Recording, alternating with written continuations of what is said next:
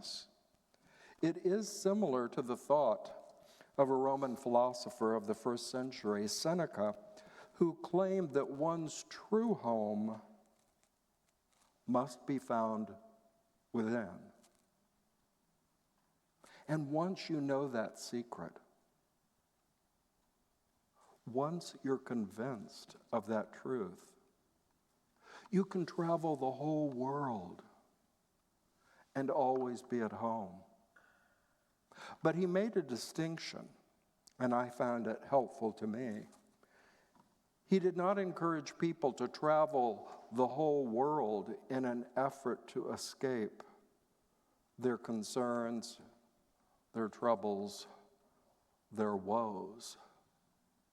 That was just doing a geographical, as 12-step folks like to say, changing your location without changing your inner life, your inner awareness. Well, about the same time that Seneca was speaking in Rome, good old Paul was in Athens, preaching on Mars Hill to the elite of that city. And he said, "We all know that in spirit we live and move and have our being, our very existence." So this reflection on home is to realize, what is home to us? I think we would all agree, when we long to be home after a busy day, that home gives us a sense of belonging. Well, you've certainly shown that to me today. It gives us a sense of security, of comfort, of being loved and appreciated. It's where we realize our true self, what we really are. As our daily word stated this very day, when I align myself with the Spirit of God within me, I feel limitless. This is where my freedom lies. No matter the state of my life or the conditions of the world, I remain free in God. So this truth adds this quality of freedom. Freedom to be who I truly am in my true home. I think someone said, now it just came to me, it might have been Maya Angelou, but she talked about home is a place where you can be your true self and they accept you anyway. They accept where you are. You don't have to pretend to be different. So an awareness of home, of my source, of my origin, of my essential self, I can act in freedom, creatively, doing what seems true and right to me, rather than react in fear or conforming myself to what society or the world tells me I should be. I sometimes get torn away from home just watching television because there are so many commercials telling me that I need to be doing it differently. And the ones that annoy me the most, I think, are the financial planning ads that say, "Are you doing everything right so that you'll have millions when you retire?"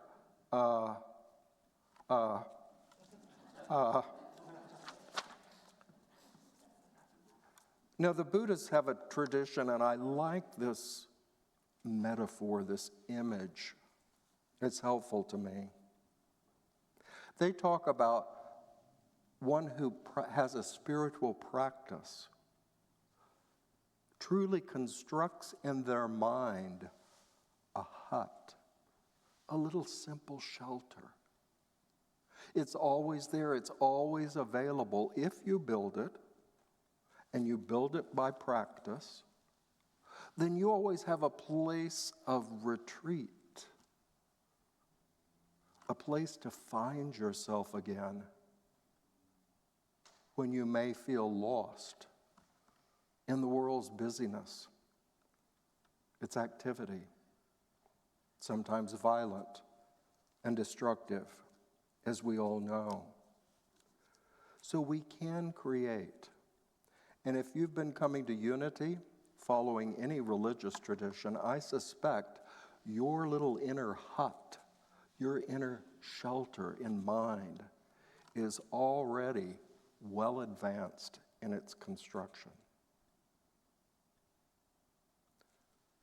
But we do need to tend to it over time. If some of the shingles blow off of our mental hut, we need to repair it. We need to return to our spiritual practice to remind us who we are, to return to what we are. I like a little word play that famous minister Joel Osteen, with the largest congregation in the country of any kind, says, it's more important than what you are in this world to know whose you are. Do you hear that? To know whose you are. I am God. I'm an expression of infinite life. But I've got to constantly return to that. Because I can let some of the distractions in my life take me away from that. But here's the next step. And I turn to the mother of unity, the one who initiated our movement 140 years ago, now Myrtle Fillmore. She added to this idea of this place of shelter or safety in mind by saying, it's not about escapism. And as a friend of mine answered to everything, well, James, I'll just pray about it. But the roof's caving in, well, I'll pray about it. You know, someone fell out here and they're hurt and they need help. Well, I'll pray about it. Myrtle said that is ridiculous. Prayer is just a beginning, she said. I think she would understand very well the popular phrase these days, when you pray, move your feet. Myrtle wrote, this is published in her Healing Letters of 1936, it is not enough to pray. Anybody shocked yet? Any of my prayer chaplains? It is not enough to pray. Prayer is one step that you take, but you need other steps, she wrote. You need to think of God, the all-powerful healer, as being already within you, in every part of your mind, heart, and body, to keep one's attention and prayers in the spiritual realm of mind without letting them work on out in the soul's expression and into the actual physical doing of that which corresponds with the prayer intention, is to court trouble. Prayer is just a beginning. She said, we get ourselves secure, grounded, centered. One of my dearest friends in Unity, a Unity minister in another city, is how do we say it gracefully? Well, she's maturing, getting a little older. And I noticed last time I saw her, she'd get up from her seat and she'd say, let me gather myself. Get her balance. Don't just stand up and immediately run off. Because as we get a little more experience behind us in years, we stand and we need to kind of get centered and grounded. Or as she put it, let me gather myself. And I thought, what a great image for the purpose of our prayers. Let me collect myself. Let me gather myself. Now, I thought it was quite, well, Jimmy and Holly are always doing this. Just know just the right music to bring into the situation. And I wanted to comment on The Wizard of Oz for two reasons. One, do you know this very week, 125 years ago, the book, The Wizard of Oz, was published. 10,000 copies the first time around. And it sold out, of course, countless times. And they showed that wonderful image from the 1939 movie, which of course is taken from the 1900 book.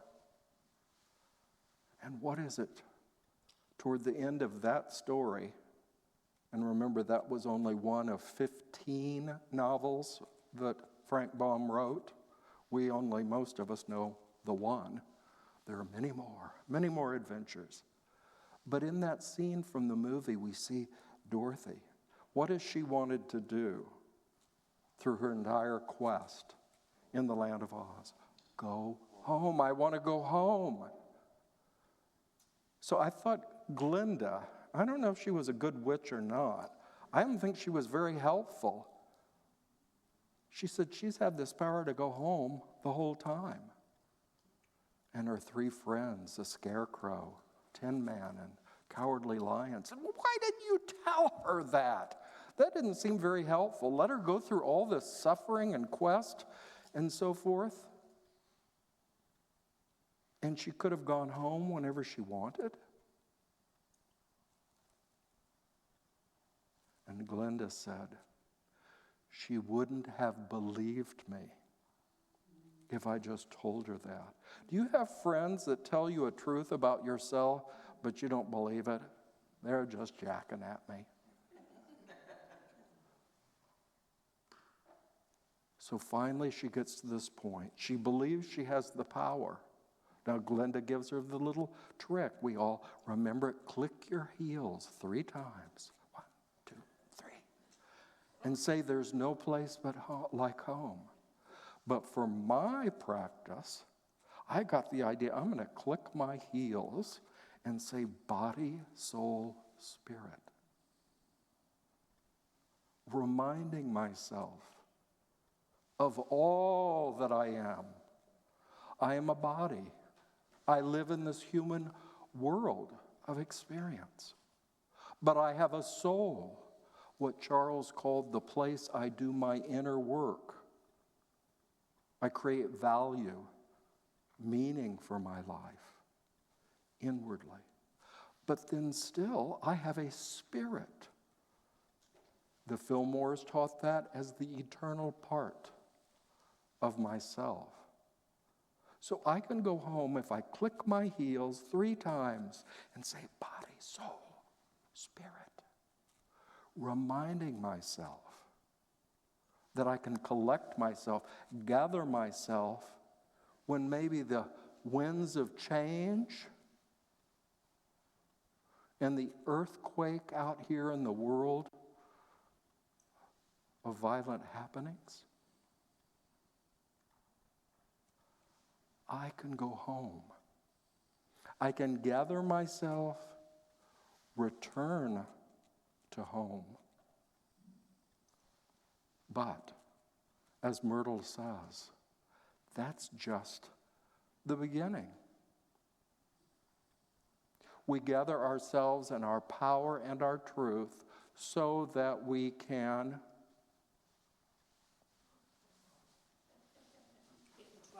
get in trouble. Good trouble, as John Lewis would say. Good trouble. So that we can be a beneficial presence in this world so that we can take action. We can pray and what? Move our feet. Do something. You remember our good teacher, Maria Nemeth, and she coined that term for us. If we think about good things and we do nothing in the outer world to bring them about, we've just metafizzled. Universal love. And then I go downstairs and just really tear into Carlotta. Why didn't you do that? I was just praying about love. And then I created conflict. So today, since there are many things more that are going to happen today, I invite you to just think, and we'll enter a short moment of inner visualization. But just get this idea that you can always gather yourself, collect yourself in the fullness of your truth, and then you're prepared. You're free. You can be creative in this outer world. And then when all that outer activity has once again worn you down, what do? Gather yourself. Go home. Return to your inner truth. So let's take a moment and practice returning to this inner truth. And I want to use as our little path this time the prayer that is written for our World Day of Prayer, which we celebrate this coming Thursday on the 11th. So I invite you to gently close your eyes and let my words become your inner words. In this sacred stillness, I remember that I am not alone. God is here, not as a distant presence, but as the very life within me. God is the love that heals, the wisdom that clarifies, the substance that sustains. I do not need to reach and struggle for what is already mine. I do not need to fear when divine truth is my foundation. So I'm willing to surrender my thoughts of lack and the weight of uncertainty. I open my heart to the quiet assurance that all I need is within me, is the Spirit of God. The answers unfold in perfect timing. The path reveals itself in perfect order. There is no rush, only trust. No force, only faith.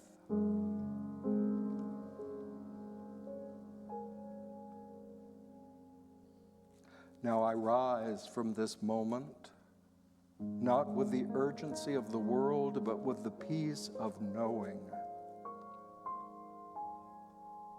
I move forward with confidence, anchored in the stillness that speaks beyond words.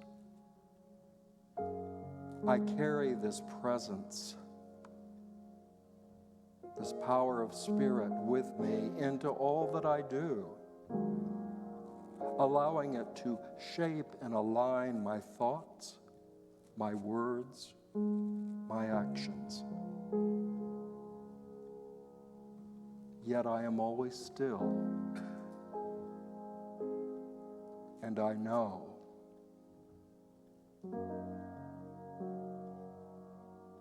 And so it is. And so I let it be in my life and my world. And as you're ready, gently allow your attention to return to this outer sanctuary